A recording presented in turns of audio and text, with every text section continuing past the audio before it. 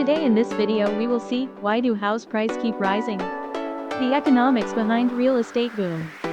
Have you ever wondered why buying a house today costs so much more than it did 20 or even 10 years ago? Why do property prices keep climbing, even when the economy slows down?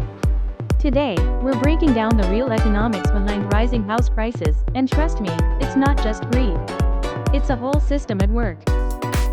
Welcome back to Econovers, your go-to place to understand money, markets, and everything that shapes our economy. If you're new here, hit that subscribe button and turn on the bell icon so you never miss an economic deep dive like this.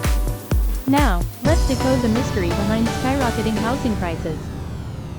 Chapter 1. Demand and supply, the basic equation. At its core, housing follows the basic law of economics, demand and supply. More demand plus limited supply equals rising prices. And housing demand has exploded for a few reasons: population growth, more people need homes, and more people are moving to cities. Urban migration creates huge demand in limited urban land. Smaller families, more houses.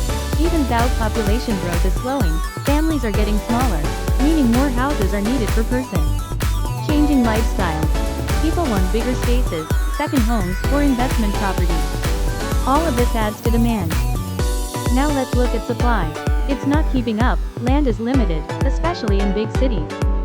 Construction is slow due to regulations, permits, and rising costs.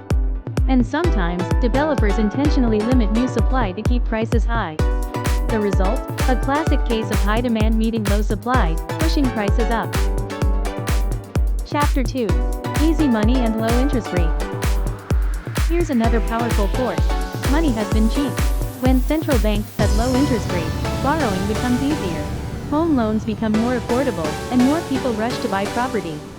Even investors jump in, using cheap loans to buy multiple houses. That increased competition drives prices higher. For example, after 2008, central banks around the world slashed interest rates, and property markets boomed.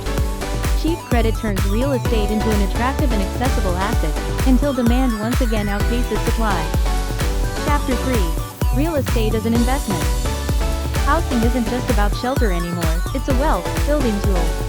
For decades, real estate has been seen as one of the safest and most profitable long-term investments. It usually appreciates over time. It can generate rental income. And it's considered more stable than the stock market.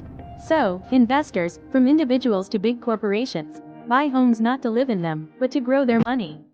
This financialization of housing shifts homes from being basic needs to becoming investment assets, and that drives up prices even more.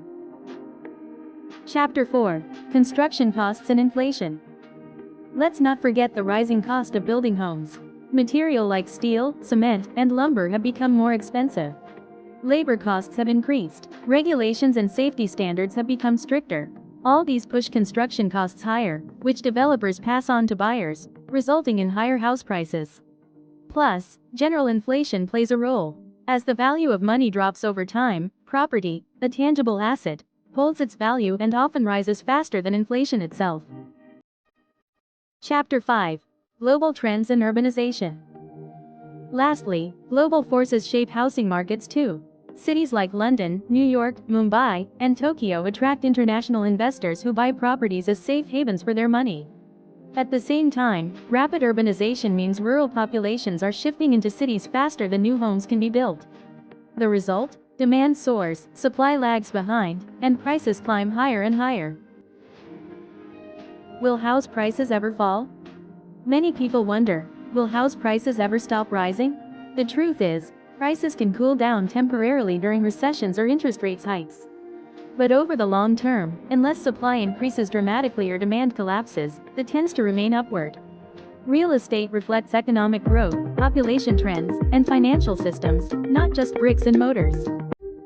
So, the next time someone says house prices are high because of greedy developers, you'll know the real story. It's a complex mix of economics, from supply and demand to investment behavior and global trends. If you found this video helpful, don't forget to like, share, and subscribe for more economics explainers just like this. And tell me in the comments, do you think housing should be treated as a basic right or an investment asset? I'd love to hear your thoughts.